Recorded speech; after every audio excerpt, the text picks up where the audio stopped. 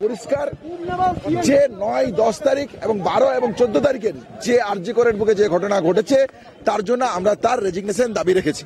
তাহলে এই রেজিগনেশনের যে ডেপুটেশন সম্বলিত কপি সেটা তার সামনে পড়া হয়, পড়ার পর এই বিস্তারিত পয়েন্টগুলো নিয়ে আমরা তার কাছে জানতে চাই যে তার এই বিষয়ে বক্তব্য কি ছিল।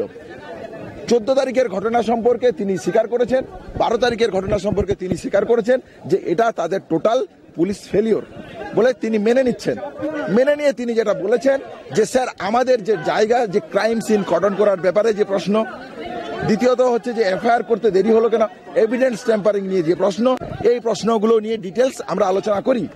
এই আলোচনার সদুত্তর এবং সদর্থক কোনো পদক্ষেপ আমরা সিপির কাছ থেকে পাইনি। আমরা আমাদের যে ডিমান্ড ছিল সেই ডিমান্ডে এখনো আসছি, আমরা ডেপুটেশন সম্বলিত কপি দিলাম এবং এরপরও আমরা বলছি পরিষ্কারভাবে যে নৈতিক দায়ভার যে ঘটনা ঘটেছে আরজি করের বুকে তার নৈতিক দায়ভার নিয়ে সিপির পদত্যাগ করা উচিত বলে আমরা মনে করি এবং সেই দাবিতে আমাদের যে সুনির্দিষ্ট আন্দোলন কর্মসূচি চলছিল 5 দফা দাবিকে সামনে রেখে সেইভাবে আমাদের আন্দোলন পরবর্তীকালে এগিয়ে যাবে। আমাদের আজকে ডেপুটেশন দেওয়ার কথা ছিল, আমরা ডেপুটেশন দিলাম। সেখানে আমাদের বাকি ছাত্রছাত্রী পড়ুরা আছে, তাদেরকে আমরা অ্যাড্রেস করব। তাদেরকে আমরা অ্যাড্রেস করব। স্বাভাবিক এই দাবি ন্যায় বিচারকে সামনে নিয়ে শুরু করেছিলাম, আমরা ন্যায় বিচারকে দাবি নিয়েই আমরা শুরু করব।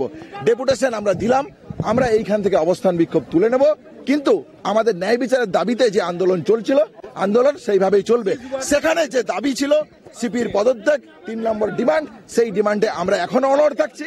আমরা মনে করি এই নৈতিক দায়ভার নিয়ে কলকাতা পুলিশের কমিশনার যিনি ছিলেন বিনীত গোয়েল স্যার তার পদত্যাগ করা উচিত। এবং উনি যেটা বলেছেন এবং মনে রাখতে হবে উনি যেটা বলেছেন যে আমরা ওনাকে শেষে প্রশ্ন করি যে উনি কি এই ঘটনার পার্সোনালি উনি কি নৈতিক দায়ভার নিচ্ছেন, তাতে উনি উত্তর দিয়েছেন যে উনি নিজের কাজে সন্তুষ্ট। তবে ওনার কোনো ঊর্ধ্বতন কর্তৃপক্ষ যদি মনে করেন যে তিনি তার কাজে ফেল করেছেন এবং তাকে যদি তার পদ থেকে সরিয়ে দেওয়া হয় তাহলে সেই দাবিও উনি হাসি মুখে মেনে নেবেন। আপনাদের দাবি সিপি মানেননি না, আমাদের দাবি ওনার মনে হচ্ছে যে ওনার কাছে উনি সন্তুষ্ট। তবে আমাদের দাবি মেনে যদি ওনারও কোনো ঊর্ধ্বতন কোনো কর্তৃপক্ষের মনে হয় যে ওনাকে সরিয়ে দেওয়া উচিত তাহলে উনি হাসি মুখে সেটা মেনে নেবেন। মেরুদণ্ড দিয়েছি আমরা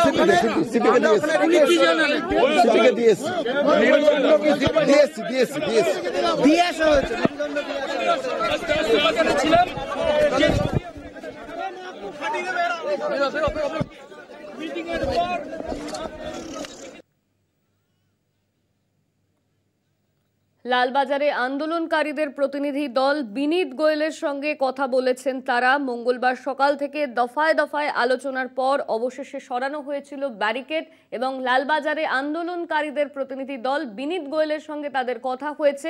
বিনীত গোয়েলের পদত্যাগের দাবিতেই সরব হয়েছিল জুনিয়র ডাক্তাররা।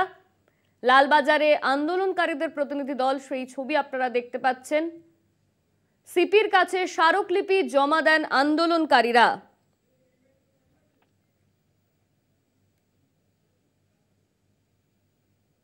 তাদের টোটাল পুলিশ ফেলিওর বলে তিনি মেনে নিচ্ছেন। মেনে নিয়ে তিনি যেটা বলেছেন যে স্যার আমাদের যে জায়গা যে ক্রাইম সিন কর্ডন করার ব্যাপারে যে প্রশ্ন, দ্বিতীয়ত হচ্ছে যে এফআইআর করতে দেরি হলো কেন, এভিডেন্স ট্যাম্পারিং নিয়ে যে প্রশ্ন, এই প্রশ্নগুলো নিয়ে ডিটেলস আমরা আলোচনা করি। এই আলোচনার সদুত্তর এবং সদর্থক কোনো পদক্ষেপ আমরা সিপির কাছ থেকে পাইনি। আমরা আমাদের যে ডিমান্ড ছিল সেই ডিমান্ডে এখনো আসছি, আমরা ডেপুটেশন সম্বলিত কপি দিলাম এবং এরপরও আমরা বলছি পরিষ্কারভাবে যে নৈতিক দায়ভার যে ঘটনা ঘটেছে আরজি করের বুকে তার নৈতিক দায়ভার নিয়ে সিপির পদত্যাগ করা উচিত বলে আমরা মনে যে এটা তাদের টোটাল পুলিশ ফেলিওর বলে তিনি মেনে নিচ্ছেন। মেনে নিয়ে তিনি যেটা বলেছেন যে স্যার আমাদের যে জায়গা যে ক্রাইম সিন কর্ডন করার ব্যাপারে যে প্রশ্ন, দ্বিতীয়ত হচ্ছে যে এফআইআর করতে দেরি হলো কেন, এভিডেন্স ট্যাম্পারিং নিয়ে যে প্রশ্ন, এই প্রশ্নগুলো নিয়ে ডিটেলস আমরা আলোচনা করি। এই আলোচনার সদুত্তর এবং সদর্থক কোনো পদক্ষেপ আমরা সিপির কাছ থেকে পাইনি। আমরা আমাদের যে ডিমান্ড ছিল সেই ডিমান্ডে এখনো আসছি, আমরা ডেপুটেশন সম্বলিত কপি দিলাম এবং এরপরও আমরা বলছি পরিষ্কারভাবে যে নৈতিক দায়ভার যে ঘটনা ঘটেছে আরজি করের বুকে তার নৈতিক দায়ভার নিয়ে সিপির পদত্যাগ করা উচিত বলে আমরা মনে যে এটা তাদের টোটাল পুলিশ ফেলিওর বলে তিনি মেনে নিচ্ছেন। মেনে নিয়ে তিনি যেটা বলেছেন যে স্যার আমাদের যে জায়গা যে শুভঙ্কর মণ্ডল সরাসরি আমাদের সঙ্গে রয়েছেন, আমাদের প্রতিনিধি লালবাজার থেকে। শুভঙ্কর, আন্দোলনকারীরা তারা বিনীত গোয়েলের সঙ্গে কথা বলেছেন এবং স্মারকলিপি তারা জমা দিয়েছেন, এই মুহূর্তে কি আপডেট রয়েছে তোমার কাছে?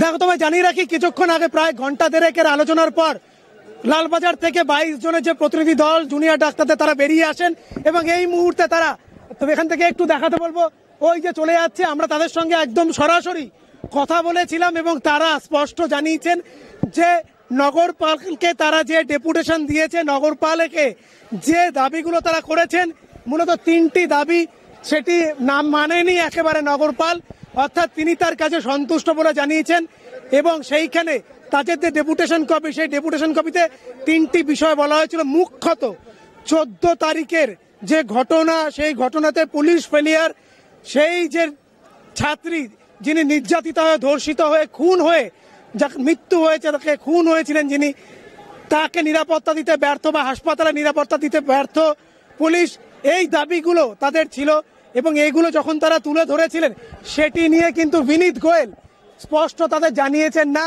পুলিশের কাজে কোনো গাফিলতি ছিল না এবং বিশেষ করে সিপি বা নগরপাল হিসাবে নিজের দায়িত্ব তিনি ঠিকঠাকভাবেই পালন করেছেন এবং যদি তার ঊর্ধ্বতন কর্তৃপক্ষের মনে হয় যে না, বিনীত গোয়েল সিপি হিসাবে, পুলিশ কমিশনার হিসাবে নিজের দায়িত্ব পালনে ব্যর্থ, তাহলে তারা তাকে সরিয়ে দিতে পারেন। কিন্তু জুনিয়র ডাক্তাররা যে দাবি করছেন তাকে পদত্যাগ করতে হবে, সেটি মানতে চাননি, সেটি নাকচ করেছেন কলকাতা পুলিশের নগরপাল বিনীত গোয়েল এবং তার জন্য তারা যে প্রতীকী স্পাইন বা মেরুদণ্ড নিয়ে গিয়েছিলেন, সেটিও তারা সিপিকে দিয়েছেন বা বিনীত গোয়েলকে তারা দিয়েছেন এবং একই সঙ্গে তারা আজ বাইরে বেরিয়ে এসে 1.5 ঘন্টার যে বৈঠক, সেই বৈঠক থেকে তারা বেরিয়ে এসে তারা জানিয়েছেন যে না, সিপি একটি বিষয় তাদের মানতে চাননি, তবে যেহেতু তারা আজকে ডেপুটেশন এখানে দিতে পেরেছেন, লালবাজারে এসে তারা আলোচনা করতে পেরেছেন, কথা বলতে পেরেছেন, তাই এখন তারা যে এনিম্যাল হসপিটালের সামনে তাদের মিছিল এই মুহূর্তে অপেক্ষামান, সেখানে গিয়ে তারা আলোচনা করে আর কিছুক্ষণের মধ্যে তাদের লালবাজার অভিযানের পরিসমাপ্তি তারা করবেন। তবে তোমায় জানিয়ে রাখি যে আলোচনা যেটি চলছিল, সেখানে কিন্তু রীতিমতো তীরবিদ্ধ হতে হয়েছে কলকাতা পুলিশের নগরপাল বিনীত গোয়েলকে, কেননা বিনীত গোয়েল নিজে সাংবাদিক বৈঠক করে তিনি স্বীকার করেছিলেন যে হ্যাঁ, 14ই আগস্ট মধ্যরাতে যে রাত দখলের কর্মসূচি হঠাৎ করে যেটি অকাতরে ভাঙচুরের কর্মসূচিতে পরিণত হয়ে গেল, মব ঢুকে কিছু উৎক্ষিপ্ত জনতা বা দুষ্কৃতী যাই বলো না কেন, তারা ঢুকে অকাতরে ভাঙচুর চালানো এমার্জেন্সিতে, সেইখানে তাদের ইন্টেলিজেন্সের কোনো ইন্টেল ছিল না, কোনো রকম ইন্টেলিজেন্সের কাছে কোনো তথ্য ছিল না, ফলত সেটি স্বীকার করার পর কিন্তু শীর্ষ আদালতেও এই একই বিষয়, সেখানে যারা বিচারপতিদের বেঞ্চ তারাও স্পষ্ট জানিয়েছিল, ফলত সেইখানে দাঁড়িয়ে কিন্তু একরকম ভাবে আজকে এই তথ্য যখন তুলে ধরা হয়, নারী নিরাপত্তার কথা যখন বলা হয়, এই যাবতীয়টা কিন্তু বিনীত গোয়েল নিজে বলেছেন না, পুলিশ তার কাজ ঠিকঠাক করেছে, একজন সিপি বা নগরপাল হিসাবে তিনি তার দায়িত্ব পালন করেছেন ঠিকঠাকভাবে, ফলত যারা জুনিয়র ডাক্তার ডেপুটেশন দিতে এসছেন তাদের কথা তো তিনি পদত্যাগ করবেন না।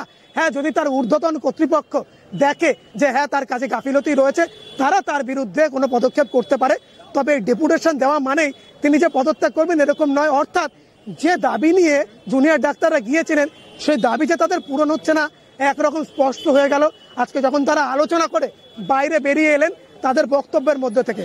অন্যদিকে তাদেরকে প্রশ্ন করা হয়েছিল যে তারা কি তাহলে এবার তাদের অবস্থান তুলবেন, তারা জানিয়েছেন যেখানে তাদের মিছিল এই মুহূর্তে অপেক্ষামান, সেইখানে গিয়ে তারা আলোচনা করে আলোচনার মাধ্যমে তারা তাদের অবস্থান তুলে, তবে একরকমভাবে স্পষ্ট যে তাদের অবস্থান তারা তুলে নেবেন, কিন্তু সেই যে নির্যাতিতার জন্য যে বিচার, সেই বিচার চেয়ে, দোষীদের জন্য দৃষ্টান্তমূলক শাস্তি চেয়ে, আরও একাধিক বিষয়, নারী নিরাপত্তা, কার্যক্ষেত্রে নিরাপত্তা, এই যাবতীয় দাবিতে তাদের যে অবস্থান আন্দোলন, সেটি কিন্তু আর্জি করে এবং সেই সঙ্গে সিজ ওয়ার্ক সেটি কিন্তু চলবে বলে তারা স্পষ্ট জানিয়ে দিয়েছেন আজকে সংবাদ মাধ্যমের সামনে। অনন্যা, ধন্যবাদ তোমার শুভঙ্কর। আমাদের সঙ্গে সরাসরি লালবাজার থেকে ছিলেন আমাদের প্রতিনিধি শুভঙ্কর মণ্ডল।